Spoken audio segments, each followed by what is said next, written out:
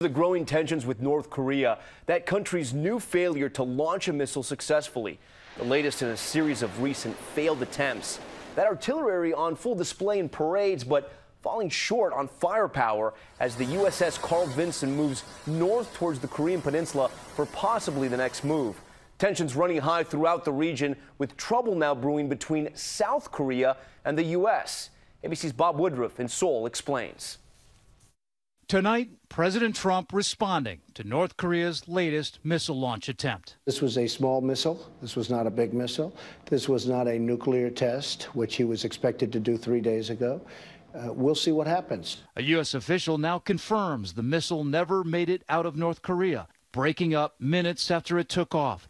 But the missile is thought to be a new type of mobile launch weapon, like this one seen at a military parade, a potential threat to ships like the USS Vinson, which today entered the Sea of Japan. This missile was not intended to launch nuclear weapons. It was intended to attack U.S. aircraft carriers.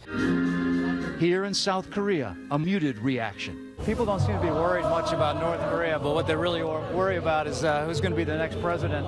The focus in Seoul is on politics, campaigns to win the presidential election 10 days from now, and also on President Trump, who is suggesting that South Korea should foot the bill for the U.S. missile defense system that arrived at a golf course in South Korea earlier this week.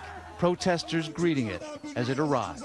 It's $1 billion system. It's phenomenal. It's the most incredible equipment you've ever seen. We're going to protect them. But they should pay for that, and they understand that. Now, here are some of the words in the South Korean newspaper headlines describing the reaction as bewildered, puzzled, shocked, betrayed, and describing President Trump as incomprehensible.